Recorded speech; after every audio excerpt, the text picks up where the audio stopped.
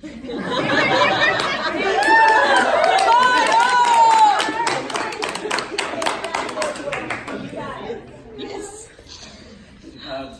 our dear panelists, beloved mentors, fellow Fulbrighters, good morning. Good morning. Let me take you to my country. It's a very small archipelagic country in the world. And look at our position. We are in the Pacific Ocean. So we are struck by typhoons every year. So that's our struggle. Going from there, we have 7,107 islands, a lot of islands. And I hail from a specific island next to the capital, which is Cebu. So this is the Queen City of the South. And from that, we are proud to bring the banner of the Philippines here, that we are resilient, that we have these sacrifices and we can survive despite of those situations that we are shocked with many calamities. Just recently, we just had earthquakes. Yeah, so sad, but we still managed to stand and survive. And that's why we are here.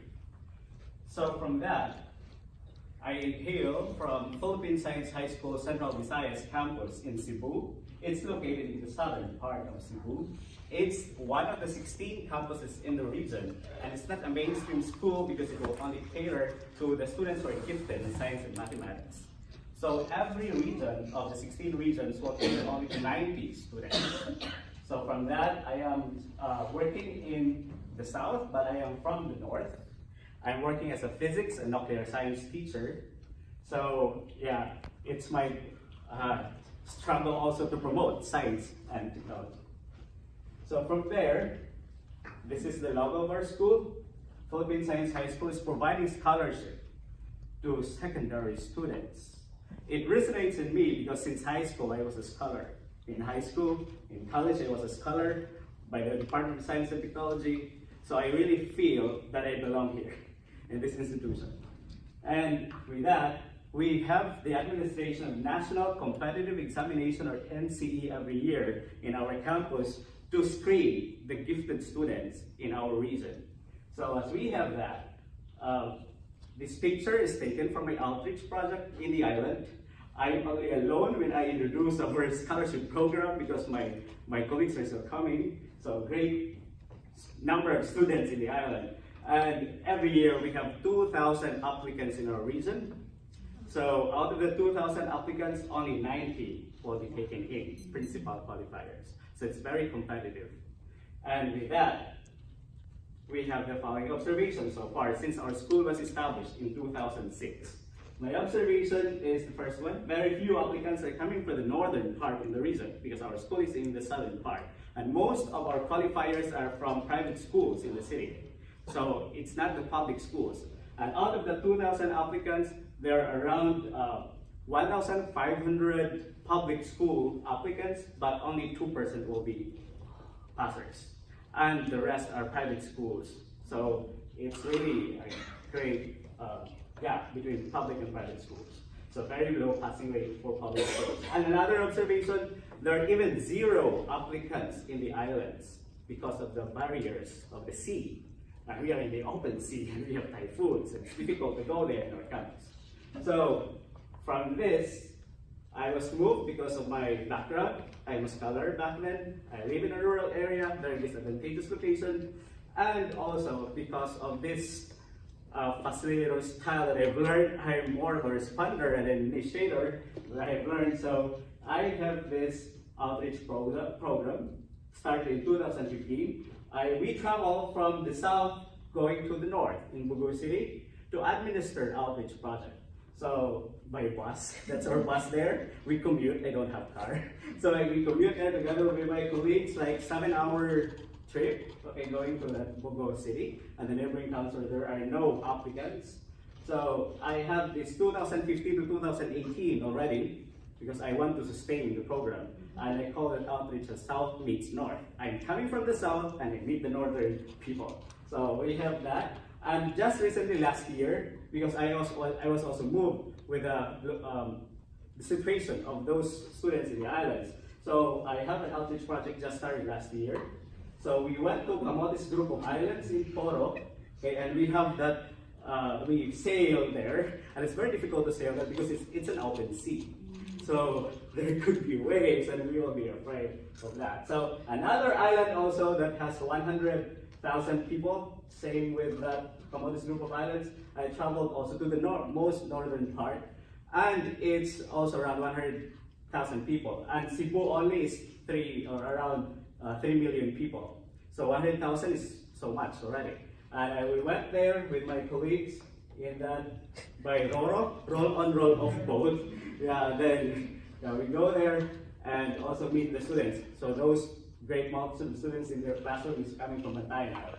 So what's after that outreach project, 2 outreach projects that I have done, I spearheaded.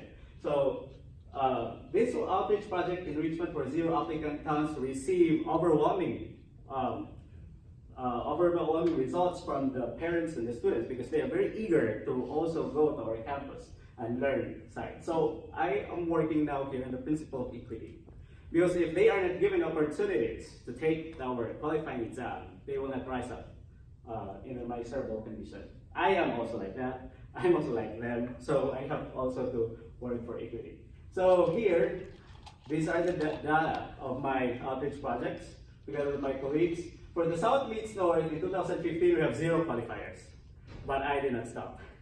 And 2016, 0 qualifiers again. I did not stop. At least they will learn something and they will go to another school. In 2017, we already have 1 alternate qualifier, meaning not part of the top 90, but someone backed out in the top 90, so 1 alternate qualifier came in. And in 2018, we have 1 principal qualifier. So we are happy already. Last year, we have, for the first time, 1 principal qualifier. And for my just recently started outreach project with my colleagues last year in the islands, we have 2 alternate qualifiers, and I'm very happy that from the island they will go to our campus. So yeah, that's why I feel very, while I'm here and I received the news, and I'm very happy and I posted it on Facebook, congratulations, because yeah, it's our work. And yeah, what's wrong with the students, the public school students? Based on our review and for the 2015 and 2018, I found out that they have this difficulty in scientific reasoning. One of the subjects of the National Competitive Examination is science. So difficulty in scientific reasoning and scientific method. I go over the curriculum of the Department of Education. It was not stated there, but there are contents in which a teacher can just like blend and all those with scientific method, but it's not explicitly stated. So that's why my goal for this part here is to have this. What we have done with my colleagues, we have lectures already, and we have one-on-one tutorials with the students, like in the classroom. And then we have even some like being resourceful, have papers and manipulated to increase their aptitude. And also we even bring with us some like small apparatus for them to see, for those students in the island. And now this is my inquiry project in connection with that. So I find it feasible. I've started already. So I think this is not just a plan. I will do it. So with my inquiry project, I have the scientific reasoning enrichment module for 4th graders. Why 4th graders? It's the 6th graders that will take the test. But we think that if it's a long-term like process, like we start with 4th, then 5th, then 6th, then it will be better. So I will start with 4th graders enrichment module in scientific reasoning and how to improve the achievement of the students. So to improve that one, based on literature, I will have this inquiry-based modules with peer collaboration, including physical and virtual manipulatives. And this is with various sources. So that we have that manipulatives, and we have that peer collaboration and discussion. So this is what I will put in my outreach project. So it's already there, but I have to enrich it. So that's it. And what I have learned from my field experience in Central High School, I have this argument-driven inquiry, wherein it's also a model when the students will work on investigating something, and from that, they will work on a question or a problem by group. Okay, do a master. And then after that one, they will discuss, they will argue, that's why argument driven, and the teacher will facilitate the line of reasoning of the students. And later on, they will have to peer review each other's work and review, and it's just like simulating an actual scientific research. Like there will be peer review and discussion. So I have learned something from that, and I want to introduce in our module. So the action plan. I received also a call from our accountant or chat that I have already the approved budget for my outreach project next year. Yeah. So I have that Southeast North 100,000 pesos. That's actually $2,000. Okay, and aptitude enrichment for remote Cebu Islands. That's 100,000 pesos also. And one more island that I have to go with my colleagues for Bohol Island. There are no takers or passers there also. So 100,000 pesos. So it will be implemented.